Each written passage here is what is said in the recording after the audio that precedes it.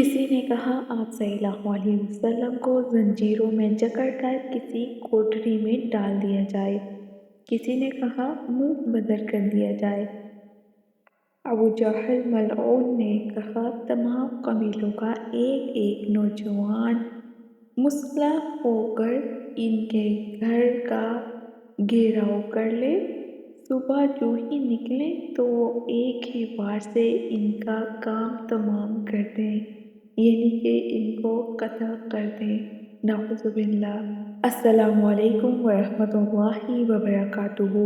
ہجرت مدینہ کا حکم ملنے کے بعد تمام صحابہ رضی اللہ تعالیٰ عنہ ہجرت کر گئے، سوائے حضرت ابوبکر صدیق رضی اللہ تعالیٰ عنہ کے اور حضرت علی رضی اللہ تعالیٰ عنہ اور بعض مجبور مسلمانوں کے۔ حضرت صدیق اکبر رضی اللہ تعالیٰ عنہ نے اجازت چاہی تو آپ صلی اللہ علیہ وسلم نے فرمایا جلدی نہ کرو، مجھے امید ہے کہ اللہ تعالیٰ کی طرف سے مجھے بھی ہجرت کی اجازت ملنے والی ہے۔ سیرت ابن ہشام میں یہ الفاظ ہیں، جلدی نہ کرو، شاید اللہ تعالیٰ تمہارے ساتھ کسی کو ساتھی بنا دیں۔ حضرت ابوبکر صدیق رضی اللہ تعالیٰ عنہ یہی آرزو رکھتے تھے کہ آپ صلی اللہ علیہ وسلم میرے ہی ساتھی بنیں۔ اسی قسم کے حوصلہ افزا اشاروں کی بنا پر انہوں نے 2 سواریوں کو خصوصی خوراک دینا اور پالنا شروع کر دیا، اور جب ہجرت کا دن آیا تو فرمایا، اے اللہ کے رسول صلی اللہ علیہ وسلم، میں نے اسی دن کے لیے یہ 2 سواریاں یعنی اونٹنیاں پال رکھی ہیں، ان میں سے ایک آپ صلی اللہ علیہ وسلم پسند کر لیں۔ اور آپ صلی اللہ علیہ وسلم نے سواری پسند کرتے ہی فرمایا، قیمت ضرور ادا کروں گا۔ اسی طرح انہیں شرف رفاقت بخشنے کے لیے رسول اللہ صلی اللہ علیہ وسلم نے انہیں روک لیا، اور حضرت علی رضی اللہ تعالیٰ عنہ کو حکم ملا کہ میرے پاس لوگوں کی جو امانتیں ہیں وہ واپس کر کے آ جانا۔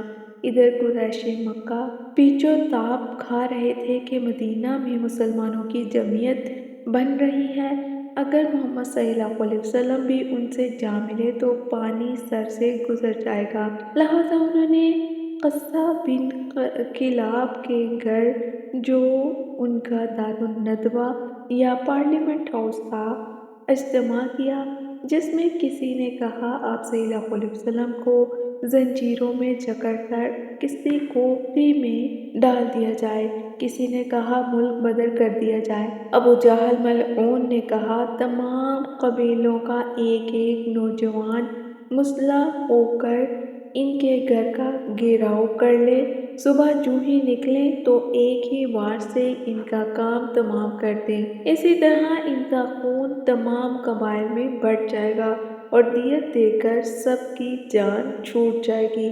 شیطان لعین جو ایک بوڑھے کے بیس میں شریک اجتماع تھا، اس نے اسی رائے کو پسند کیا اور بات طے ہو گئی۔ سورۃ انفال آیت 30 میں اسی سازش قتل کا ذکر ان الفاظ میں ہے، اور جس وقت کافر لوگ تدبیریں کر رہے تھے کہ آپ کو باندھ دیں یا قتل کر دیں یا ملک بدر کر دیں، وہ تدبیریں کر رہے تھے اور اللہ تعالیٰ بھی تدبیر کر رہا تھا، جبکہ اللہ بہترین تدبیر کرنے والا ہے۔ اللہ تعالیٰ نے اپنے نبی صلی اللہ علیہ وسلم کو ان کی سازش کی خبر دے دی اور حکم فرمایا کہ آج رات اپنے گھر نہ سونا۔ آپ صلی اللہ علیہ وسلم خلاف عادت دوپہر کو حضرت ابوبکر صدیق کے گھر گئے، ہجرت کی اجازت اور انہیں اپنا رفیق سفر ہونے کی خوشخبری دی تو حضرت ابوبکر صدیق رضی اللہ تعالیٰ عنہ اس عظیم سعادت پر فرح اور مسرت سے رو پڑے۔ حضرت عائشہ رضی اللہ تعالیٰ عنہ اور اسماء رضی اللہ تعالیٰ عنہ زادِ راہ کی تیاری میں لگ گئیں۔ جس رات آپ صلی اللہ علیہ وسلم کے قتل کا پروگرام تھا، آپ صلی اللہ علیہ وسلم نے حضرت علی رضی اللہ تعالیٰ عنہ کو وہ سبز حضرمی چادر عنایت فرمائی جسے اوڑھ کر آپ صلی اللہ علیہ وسلم سویا کرتے تھے، اور فرمایا یہ چادر لے کر میرے بستر پر سو جاؤ، دشمنوں کی طرف سے تمہیں کوئی تکلیف نہیں پہنچے گی۔ پھر آپ خود دروازہ روک کر کھڑے دشمنوں کے سر پر خاک ڈالتے ہوئے اپنے گھر سے نکل گئے اور حضرت صدیق اکبر رضی اللہ تعالیٰ عنہ کے ساتھ عازم مدینہ ہوئے۔ یہ روانگی یکم ربیع الاول بمطابق 13 ستمبر بروز پیر سحری کے وقت ہوئی۔ حضرت عبداللہ بن عباس رضی اللہ تعالیٰ عنہ کا ارشاد مروی ہے، تمہارے نبی صلی اللہ علیہ وسلم کی پیدائش، بعثت، ہجرت، دخول مدینہ اور وفات پیر کے دن کو ہوئی تھی۔ دوران سفر آپ صلی اللہ علیہ وسلم حضرت ابوبکر صدیق رضی اللہ تعالیٰ عنہ کبھی آپ صلی اللہ علیہ وسلم کے آگے چلتے، کبھی پیچھے، کبھی دائیں یا کبھی بائیں۔ آپ صلی اللہ علیہ وسلم نے پوچھا، ابوبکر کیا بات ہے؟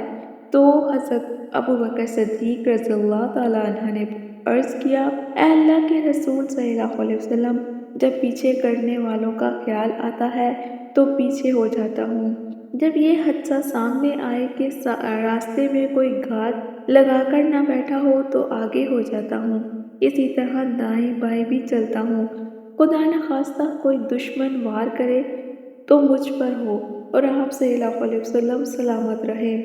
دشمنوں کا دھوکہ دینے کے لیے مدینہ طیبہ کے راستے جانے کے بجائے آپ صلی اللہ علیہ وسلم نے الٹے رخ کا سفر شروع کیا اور 4 میل دور جا کر غار ثور میں اترے۔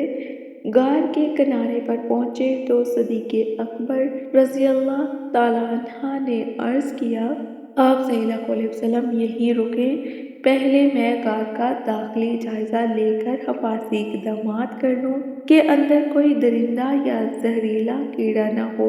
جب وہ اطمینان کر بیٹھے تو آپ صلی اللہ علیہ وسلم کو اندر آنے کے لیے کہا۔ یہ واقعات سفر بیان کرنے کے بعد حضرت عمر فاروق رضی اللہ تعالیٰ عنہ فرماتے ہیں، قسم ہے اس ذات کی جس کے ہاتھ میں میری جان ہے کہ صرف ایک رات کی حضرت ابوبکر صدیق رضی اللہ تعالیٰ عنہ کی نیکیاں سارے خاندان عمر رضی اللہ تعالیٰ عنہ کی کل نیکیوں سے بھی زیادہ ہیں۔ اس غار میں نبی اکرم صلی اللہ علیہ وسلم اور آپ صلی اللہ علیہ وسلم کے یار غار حضرت ابوبکر صدیق رضی اللہ تعالیٰ عنہ نے 3 دن قیام فرمایا۔ اس دوران میں حضرت اسماء بنت ابی بکر رضی اللہ تعالیٰ عنہ روزانہ رات کو کھانا، حضرت عمر ابی بکر رضی اللہ تعالیٰ عنہ وہاں بکریاں لے جا کر دودھ اور حضرت عبداللہ بن ابی بکر رضی اللہ تعالیٰ عنہ قریش کی خبریں آپ صلی اللہ علیہ وسلم تک پہنچایا کرتے تھے۔ قریش مکہ تلاش میں سرگرداں غار کے منہ تک بھی پہنچ گئے۔ مشہور ہے کہ غار ثور کے منہ پر مکڑی نے جالا بن دیا تھا اور 2 جنگلی کبوتروں نے گھونسلہ بنا کر انڈے دے دیے اور درخت کی ٹہنیاں غار کے منہ تک آ گئی تھی۔ بخاری مسلم میں حضرت ابوبکر صدیق رضی اللہ تعالیٰ عنہ کا بیان ہے کہ اگر ان کفار میں سے کوئی اپنے قدموں کے نیچے دیکھ لیتا تو ہمیں پا لیتا اور قسم اٹھا کر فرمایا، مجھے اپنی جان کا کوئی خطرہ نہیں، مجھے ڈر ہے کہ تو صرف یہ کہ آپ صلی اللہ علیہ وسلم کو کوئی تکلیف نہ پہنچے۔ تو اس پر آپ صلی اللہ علیہ وسلم نے فرمایا، ڈرو نہیں، اللہ ہمارے ساتھ ہے۔ نیز فرمایا، اے ابوبکر، تمہارا ان 2 ساتھیوں کے محفوظ و مامون ہونے کے بارے میں کیا خیال ہے جس کے ساتھ تیسرا اللہ تعالیٰ ہو؟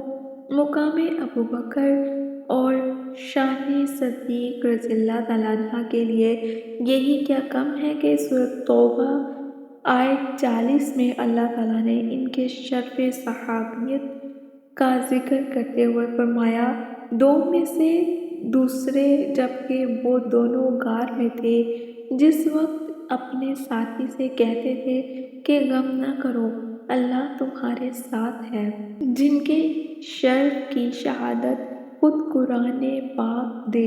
یہ وہ صحابی تھے جن کے پاک ہونے کی شہادت اللہ تعالیٰ نے بھی دی۔ تو ہمارا کوئی حق نہیں بنتا کہ ہم کسی کو اچھا کہیں برا کہیں، جس کو اللہ تعالیٰ نے اچھا کہا ہے تو اس کو اچھا ہی کہا ہے۔ اور وہ اچھا ہی ہے۔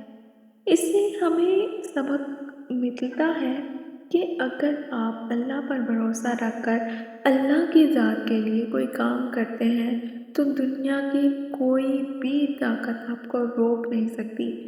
آپ جو مرضی کر لیں، اللہ تعالیٰ آپ کے لیے خود وسیلے بنا دیں گے۔ اپنا خیال رکھیے گا۔ السلام علیکم ورحمۃ اللہ وبرکاتہ۔